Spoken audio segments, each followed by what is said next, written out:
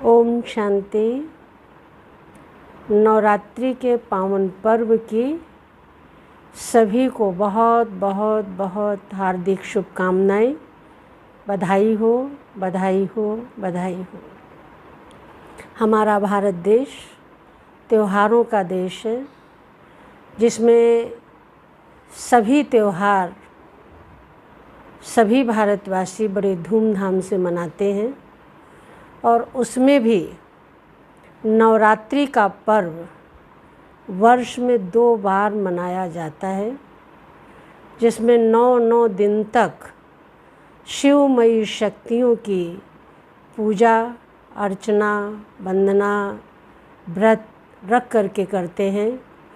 और वो देवी स्वरूपा दुर्गा माँ सर्व की मनोकामनाएं पूर्ण करने वाली, दुर्गुणों से मिटाने वाली जगदम्बा माँ के ही 9 स्वरूपों का यादगार हम सभी मनाते चले आ रहे हैं। वास्तव में शिव पिता परमात्मा से शक्ति ले करके इन देवियों ने आसुरी वृत्तियों पर विजय प्राप्त करके सारे विश्व को बुराइयों से मुक्त करने का तरीका सिखाया। जब हम माँ दुर्गा को देखते हैं तो माँ के स्वरूप को देखकर एक तरफ उनका बहुत ही भयानक स्वरूप और दूसरी तरफ देखें तो उनके चेहरे पर दया, ममता, करुणा, प्रेम सब कुछ झलकता है। माँ सदा ही देवी माँ रहम की मूर्ति, दया की मूर्ति होती है। माँ कभी अपने बच्चों का संहार नहीं करती, परंतु ये जो चित्र दिखाए गए हैं संहारक स्वरूप में, इनका वास्तविक रहस्य क्या है? अगर उन स्वरूपों को हम समझ करके कोई भी त्योहार मनाते हैं तो ज़रूर हमारे जीवन में हमारे जीवन से बुराइयां दूर होती हैं और सुख समृद्धि की प्राप्ति होती है। तो हम माँ के स्वरूपों को स्पष्ट स्वरूप से देखें तो हमारी माँ जगदम्बा माँ, जिसको परमात्मा शिव ने सरस्वती माँ कहा, जो ब्रह्मचारिणी रही, और ऐसी माँ के ही स्वरूप हम ये 9 स्वरूप देखते हैं, जिसमें दुर्गा माँ अर्थात दुर्गुणों को दूर करने वाली, काली माँ अर्थात कालों से मुक्त कराने वाली, सरस्वती माँ विद्या की देवी, लक्ष्मी माँ धन की देवी, संतोषी माँ संतोष प्रदान करने वाली, गायत्री माँ जिसके मंत्र के उच्चारण से ही सर्व का उद्धार होता है। ऐसे ही सर्व देवियाँ हमारे जीवन में कोई न कोई प्रेरणा का स्रोत हैं। तो अगर हम प्रेरणा स्रोत देवियों को अपने समक्ष रख करके और उनके गुणों को अपने जीवन में धारण करते हैं तो हमारा जीवन बहुत ही आनंदित हो जाता है। अगर हम देखें तो देवियों के हाथ अष्टभुजाधारी दिखाए गए हैं। क्या सचमुच में किसी भी देवी को ऐसी 8 भुजाएं थीं? ये 8 भुजाएं उस परमात्मा शिव से प्राप्त हुई शक्तियों का यादगार है, जिससे उन्होंने एक तरफ माँ का स्वरूप धारण करके बच्चों को वात्सल्य दिया, तो दूसरी तरफ शिवमयी शक्ति बनकर आसुरी वृत्तियों के ऊपर विजय प्राप्त की। जिसमें हम देखें तो जो 8 भुजाएं हैं, उन 8 भुजाओं में 8 उनके अस्त्र शस्त्र हैं। पहला हाथ हम देखते हैं त्रिशूल है उनके हाथ में। त्रिशूल का मतलब क्या है? अपने मन, वचन, कर्म से पवित्रता को अपने जीवन में धारण करना, अर्थात आसुरी वृत्तियों का विनाश करना और दैवी वृत्तियों को अपने जीवन में धारण करना। दूसरा, उनके हाथ में तलवार दिखाई है।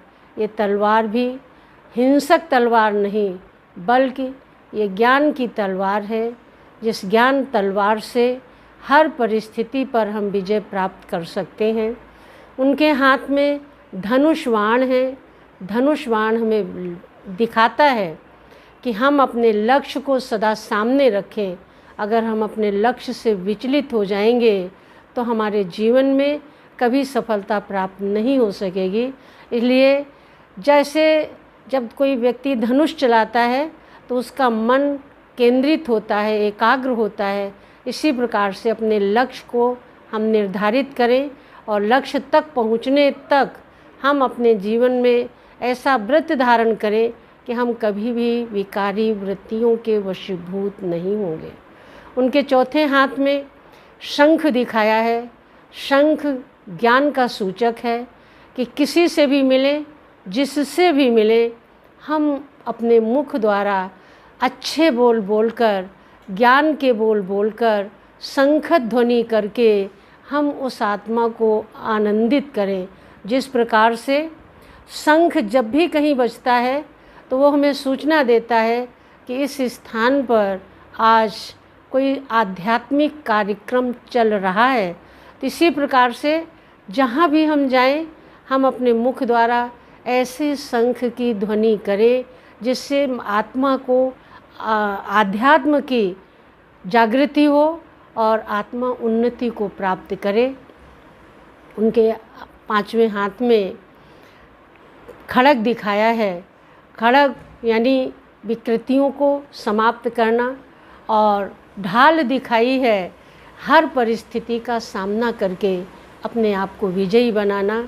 उनके एक हाथ में जहाँ वरदान है, वहीं दूसरे हाथ में उनके खप्पर भी है कि अगर कोई भी आसुरी वृत्ति वाला व्यक्ति आता है तो अपनी ओजस्वी शक्ति द्वारा, अपने वास्तविक स्वरूप द्वारा कोई भी आसुरी वृत्तियों को समाप्त कर सकते हैं। इसीलिए 9 दिन तक उन देवियों की पूजा करके जब हम अपने जीवन में सुख, समृद्धि, शांति, शक्ति भर लेते हैं, तभी हम रावण जैसे राक्षस के ऊपर विजय प्राप्त कर सकते हैं। और उसी का यादगार पर्व विजयदशमी मनाई जाती है। जब रावण के ऊपर हम विजय प्राप्त कर लेंगे, तभी विजय प्राप्त करके नव युग की अर्थात नई दुनिया में हम जा सकेंगे। और तभी सच्चा राज तिलक जो दिखाते हैं कि रावण को मारने के बाद रामचंद्र जी अयोध्या में आए तो उनको विजय का तिलक, राज तिलक दिया गया। वास्तव में वो राज तिलक ही 9 युग की सूचना देता है कि जब तक अपने अंदर शिव की शक्ति धारण नहीं करेंगे, जब तक अपने स्वरूप को एक तरफ प्रेम भरा, शांति भरा, दयामय, रहम दिल का भाव नहीं जागृत करेंगे अपने अंदर, तब तक हम आसुरी वृत्तियों के ऊपर विजय नहीं प्राप्त कर सकेंगे। और जब तक आसुरी वृत्तियों पर विजय नहीं प्राप्त कर सकेंगे, तब तक हमारी विजय नहीं हो सकेगी। और जब विजयी बनना है तो अपने जीवन में कमल पुष्प समान हमें अपना जीवन बनाना है। इसलिए देवी के हाथ में कमल का पुष्प भी देते हैं, फिर स्वदर्शन चक्र भी देते हैं। वास्तव में स्वदर्शन चक्र हमें अपनी स्वस्वरूप की स्मृति दिलाता है कि जब तक हम अपने स्वस्वरूप में स्थित नहीं होंगे, स्व का दर्शन नहीं करेंगे, तब तक बुराइयों पर हम विजय प्राप्त नहीं कर सकेंगे। अर्थात आसुरी वृत्तियों पर, आसुरी वृत्तियों का गला नहीं काट सकेंगे। और जब आसुरी वृत्तियों का गला कटेगा, स्वदर्शन चक्रधारी बनेंगे, तो स्व स्थिति में रहने से ही हम स्वराज्य अधिकारी बनेंगे। और जब हम स्व के राजा बनेंगे, तभी हम विश्व राज्य अधिकारी बन सकते हैं। तो ये नवरात्रि के पावन पर्व पर हम सभी का यही सभी के प्रति शुभ संदेश है कि हे आत्माएं, अपने शिव पिता परमात्मा को पहचानो और शिव पिता परमात्मा से सत्य परिचय प्राप्त करके उससे अपने जीवन में सर्व शक्तियों को धारण करके आसुरी वृत्तियों पर विजय प्राप्त करो और विजय प्राप्त करके सतयुगी दुनिया में चलने के हकदार बनो। इन्हीं शब्दों के साथ सभी को पुनः नवरात्रि के पावन पर्व की बहुत बहुत बधाई। ओम शांति।